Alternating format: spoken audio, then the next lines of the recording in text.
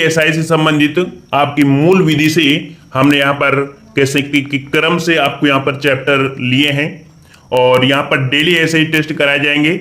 और अगर आप नए हैं तो चैनल को सब्सक्राइब कर लीजिए और साथ में हमने यहाँ पर हिंदी के वीडियो बना रहे हैं तो उनको भी आप देखते चलिएगा। तो चलिए स्टार्ट करते हैं। एक बार सभी को यहाँ पर जय हिंद। और इस बार को इतनी मेहनत करो कि आपको एक सीट जो आपकी है आपको पक्की होनी चाहिए। ठीक है, तो चलते स्टार्ट करते हैं।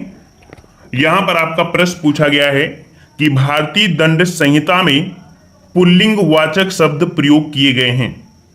भारतीय दंड संहिता में पुल्लिंग वाचक शब्द प्रयोग किए गए हैं। तो साथियों किसके किसके लिए प्रयोग किए गए हैं? नर हेतु, नारी हेतु, हर व्यक्ति हेतु, चाहे नर हो या नारी, या ऐसे शब्दों का उपयोग इन संहिता में नहीं है। सही जवाब क्या हो जाएगा? तो सही जवाब हो जाएगा ऑप्शन राइट। यहां पर आपका हो जाएगा सी नंबर, हर व्यक्ति हेतु, चाहे नर हो या नारी। ठीक है, आपकी भारतीय दंड संहिता जो कि धारा 8 के अनुसार, ठीक है, धारा 8 के अनुसार सबके लिए यहां पर आपके पुल्लिंग वाचक शब्द का ही प्रयोग किया गया है। ऑप्शन राइट आपका सी हो जाएगा। चलिए साथियों नेक्स्ट क्वेश्चन का आते हैं और सभी लोग वीडियो लाइक करें। कर आपसे भारतीय दंड संहिता में शब्द स्त्री घोतक है, स्त्री घोतक है। तो ये शब्द जो आपका है ये धारा आपके 10 में है। ठीक है, धारा 10 में पुरुष व स्त्री में बताया गया है, जो कि सही जवाब यहां पर हो जाएगा ऑप्शन राइट आपका सी। किसी भी आयु की स्त्री हो उसके लिए यहां पर कह सकते हैं स्त्री घोतक की शब्द आपका प्रयोग किया गया है। ठीक है, ये शब्द आपका है, ये किसी भी आयु की मानव नारी घोतक आपका है। ठीक है, ऑप्शन आपका सी हो जाएगा। नेक्स्ट क्वेश्चन आपसे पूछा गया है कि निम्न वादों में से कौन सा एक वाद भारतीय दंड संहिता की धारा 34 से संबंधित है? धारा 34 से संबंधित आपका यहां पर कौन सा आपका वाद है? तो 7 का जवाब यहां पर क्या हो जाएगा? 7 का ऑप्शन राइट आपका सही जवाब हो जाएगा ऑप्शन राइट यहां पर सी नंबर, बरिंद्र कुमार घोष बनाम किंग एम्पेरर। ऑप्शन राइट आपका यहां पर सी सही हो जाएगा। ठीक है, और कह सकते हैं कि जब धारा 34 के उपबंध लागू होते हैं तो सक्रिय भाग लेने का अर्थ यह नहीं है कि किसी भी अभियुक्त अपराध के उसी स्थान पर आपराधिक कार्य को आवश्यक रूप से करें। तो ऑप्शन आपके यहाँ पर सी हो जाएगा।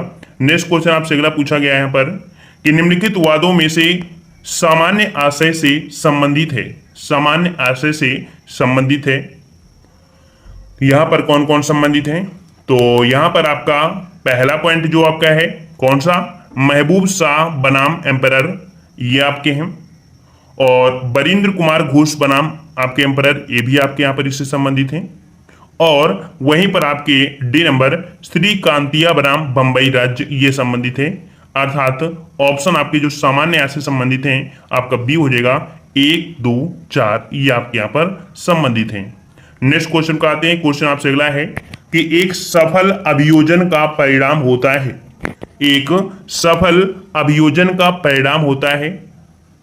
तो सफल अभियोजन का परिणाम होता है दोष सिद्ध होता है। क्या होता है? दोष सिद्ध होता है, जो कि ऑप्शन राइट आपके यहां पर सी हो जाएगा, दोष सिद्ध होता है। नेक्स्ट क्वेश्चन आपसे अगला पूछा गया है कि प्राइवेट प्रतिरक्षा का अधिकार किससे संबंधित है? प्राइवेट प्रतिरक्षा का अधिकार किससे संबंधित है? तो प्राइवेट प्रतिरक्षा का संबंध आपका जो हो जाएगा अधिकार, ये आपका होता है शरीर व संपत्ति दोनों से। ठीक है, शरीर व संपत्ति दोनों से संबंधित आपका होता है, जो आपकी भारतीय दंड संहिता है धारा 97। ठीक है, धारा 97 में प्रत्येक व्यक्ति को मानव शरीर पर प्रभाव डालने वाले अपराध के विरुद्ध अपने शरीर की अन्य व्यक्ति के शरीर की प्रतिरक्षा का अधिकार आपका है। ऐसे व्यक्ति को ऐसे कार्य हेतु जो चोरी, लूट आदि करते हैं वो सब आपकी इसी अपराध के अंतर्गत आपको देखने को मिलते हैं। नेक्स्ट क्वेश्चन का आते हैं। क्वेश्चन आपसे अगला पूछा है कि आत्मरक्षा का अधिकार है, आत्मरक्षा का अधिकार है। तो यहां पर आत्मरक्षा का अधिकार क्या होता है? अपने शरीर के प्रति अपराध से प्रतिरक्षा, दूसरे के शरीर की प्रतिरक्षा, चोरी, लूट आदि अपराध से प्रतिरक्षा, उपरोक्त सभी। तो यहां पर आपका सही जवाब हो जाएगा ऑप्शन डी। यहां पर ये सभी स्थितियों में आत्मरक्षा का अधिकार निम्न है। ठीक है, भले ही वो चोर हो या अपराध हो, आत्मरक्षा करना एक स्वाभाविक होता है। नेक्स्ट क्वेश्चन आपसे पूछा गया है कि किस मामले में आत्मरक्षा का अधिकार उपलब्ध नहीं है? तो किस मामले में आत्मरक्षा का अधिकार उपलब्ध नहीं है यहां पर? तो यहाँ पर देखिए आपराधिक अत्याचार को रोकने में, जंगम संपत्ति के रक्षा में, और यहाँ पर ये दिया है। यहाँ पर जो आपका जवाब हो जाएगा, ऑप्शन आपका हो जाएगा आपका फर्स्ट, लोक सेवा द्वारा किया गया कार्य। याद रखिएगा कि लोक सेवा द्वारा किया गया कार्य आत्मरक्षा का अधिकार के अंतर्गत नहीं आता है। ठीक है, आपने धारा 99 पढ़ी होगी। ठीक है, धारा 99 के अनुसार यदि कोई कार्य जिससे मृत्यु या घोर उपहित की आशंका युक्त हो कारित नहीं है, तो ऐसे में आपका होता है। तो यहाँ पर याद रखिए कि जो लोक सेवक द्वारा आपका ये किए जाने का प्रयत्न किया जाता है, तो यहाँ पर फर्स्ट आपका यहाँ पर नहीं होगा। ठीक है, और नेक्स्ट क्वेश्चन का आते हैं। क्वेश्चन आपसे अगला है कि महिला की लज्जा भंग करने संबंधी हमला दंडनीय है। महिला की लज्जा भंग करने संबंधी हमला दंडनीय है। ये जो आपका है ये किस संहिता में, तो आपकी भारतीय दंड संहिता में आपका होता है। ठीक है, 14 का ऑप्शन आपका यहाँ पर ये हो जाएगा। और ये धारा जो आपका 354, ठीक है, धारा 354 के अंतर्गत महिला की लज्जा भंग करने संबंधी हमला जो होता है वो दंडनीय होता है। ठीक है, और कोई भी किसी भी स्त्री की लज्जा भंग करने के आशय से ये है कि वह उसकी लज्जा भंग करेगा, उस स्त्री पर हमला करेगा या अपराध बल का प्रयोग करेगा, वह दोनों से किसी भांति कारावास संबंधी है। ठीक है, और 1 वर्ष से कम नहीं आपकी होनी चाहिए इसमें से। ठीक है, और 5 वर्ष तक की कह सकते हैं हो जाती है, इसमें से सजा हो जाती है। ठीक है, नेक्स्ट क्वेश्चन पूछा गया है कि दहेज लेना एवं देना किस विधि के अंतर्गत अपराध है। दहेज लेना एवं देना किस विधि के अंतर्गत अपराध है, 15 का जवाब। तो जवाब हो जाएगा ऑप्शन राइट आपका यहाँ पर कौन सा, फर्स्ट नंबर, दहेज प्रतिषेध अधिनियम 1961। ठीक है, 1961 के अंतर्गत आपका आता है। नेक्स्ट क्वेश्चन आपसे अगला पूछा गया है, कह रहा है राम गुस्से में श्याम को मारने का प्रयत्न करता है। श्याम को ऐसी स्थिति में प्राइवेट प्रतिरक्षा का अधिकार भारतीय दंड संहिता की किस धारा में होगा।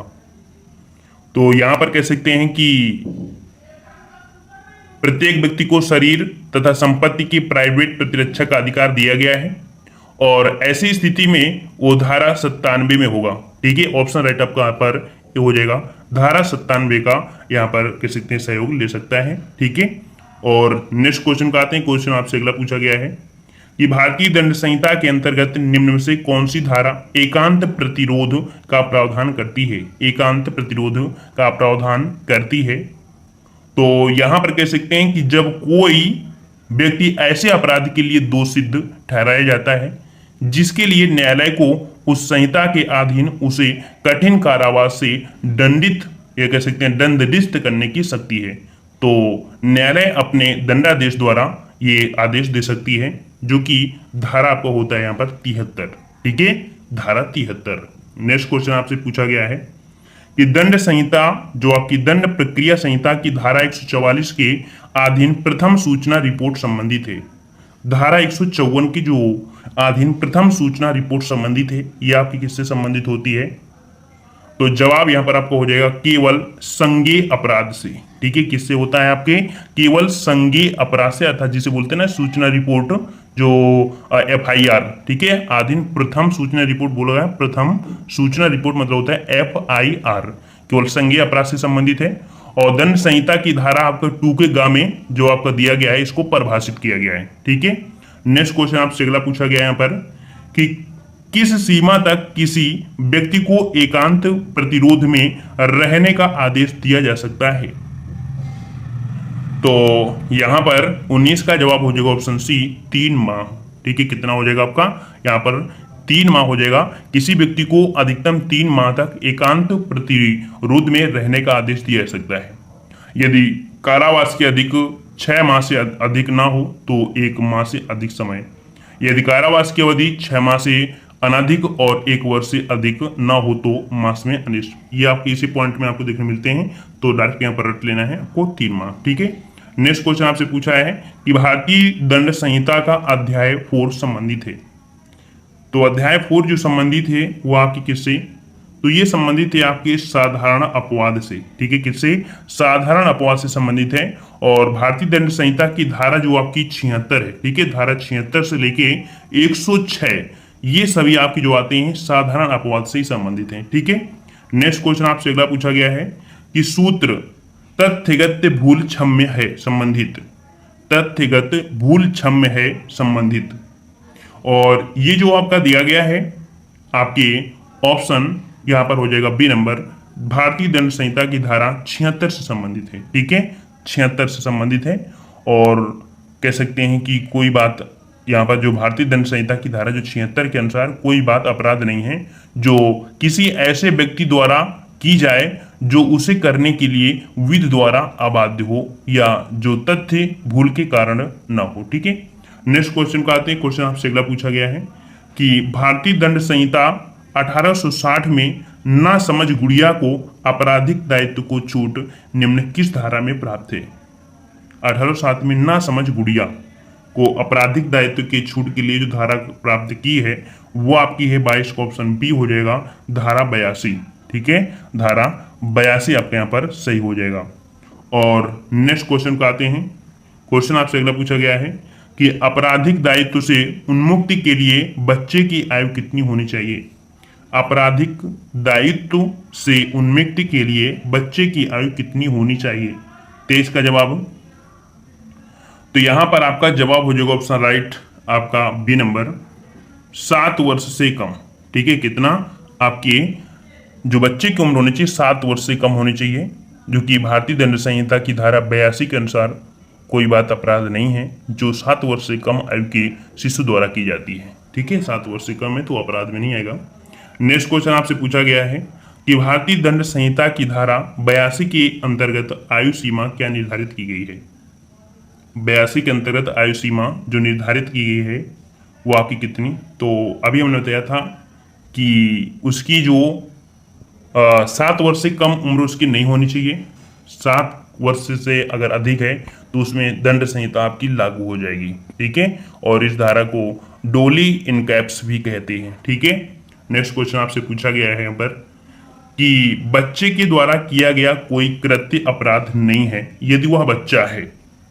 यदि वह बच्चा है तो अपराध नहीं माना जाएगा। कब? अगर 7 वर्ष से कम आयु का है। ठीक है, अगर 7 वर्ष से कम आयु का है तो उसे अपराध यहाँ पर नहीं मानेंगे। ठीक है, उसके द्वारा किया गया कृत्य अपराध नहीं होगा। नेक्स्ट क्वेश्चन है कि मैकनाटन का वाद संबंधित है।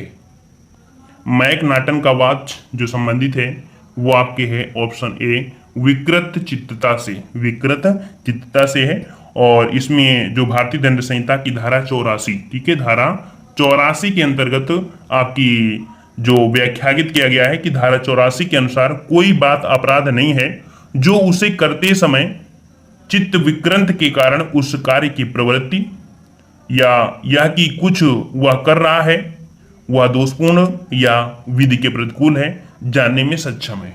ठीक है, नेक्स्ट क्वेश्चन का आते हैं। क्वेश्चन आपसे अगला पूछा गया है कि एक शेर खा पर झपटता है, का शेर पर यह जानते हुए गोली चलाता है कि उससे खा की मृत्यु हो सकती है। गोली से वस्तुतः खा की मृत्यु हो जाती है। इस प्रकार आप समझिए, ऐसी भी क्वेश्चन आपका होता है कि आपको का खा समझना है कि ये दिए क्या वर्ड है ना। तो यहां पर जो 27 का है वो ऑप्शन आपका हो जाएगा आपका यहाँ पर ए नंबर, का किसी अपराध का दोषी नहीं है। यहाँ पर दिया है कि एक शेर खा पर झपटता है, का शेर पर यह जानते हुए गोली चलाता है कि उससे खा की मृत्यु हो सकती है।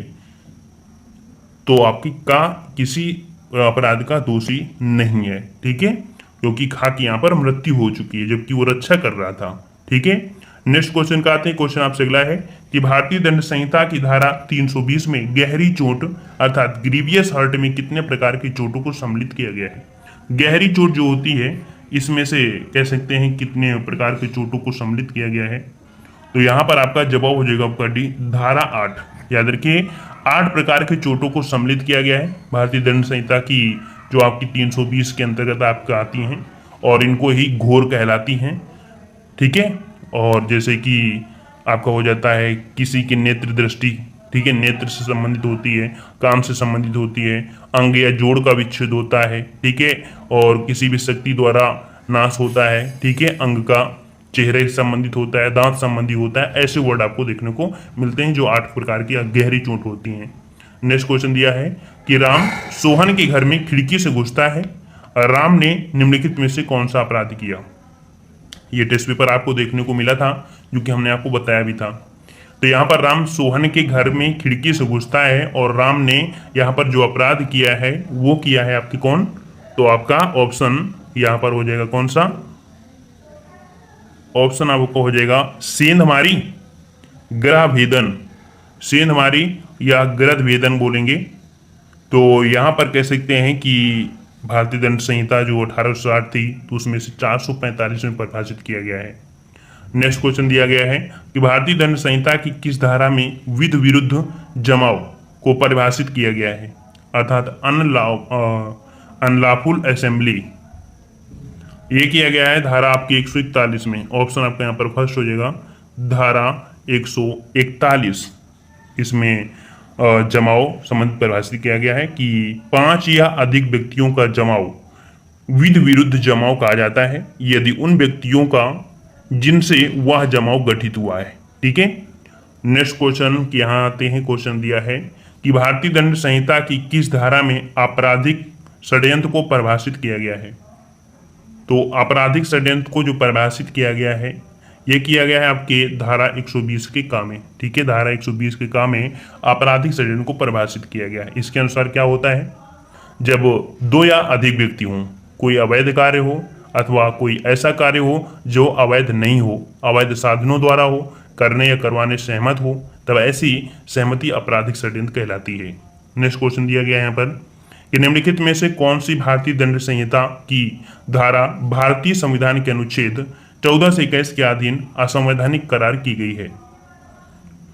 तो यहाँ पर देख सकते हैं धारा संविधान के अनुच्छेद 14 से 21 के अधीन असंवैधानिक करार की गई है। यह है धारा 303। ठीक है, धारा 303 जो आपका है, तो इसके अनुसार जब कोई आजीवन कारावास के दंडादेश के अधीन होते हुए हत्या करेगा वह मृत्यु दंड से दंडित किया जाएगा। ठीक है, अगर आजीवन कारावास होती है और ऐसे होते हुए हत्या अगर कर देता है किसी की तो उसे मृत्यु दंड किया जाएगा। ठीक है। और नेक्स्ट क्वेश्चन को आते हैं। क्वेश्चन आपसे अगला पूछा गया है कि भारतीय दंड संहिता की किस धारा में दंगा परिभाषित किया गया है।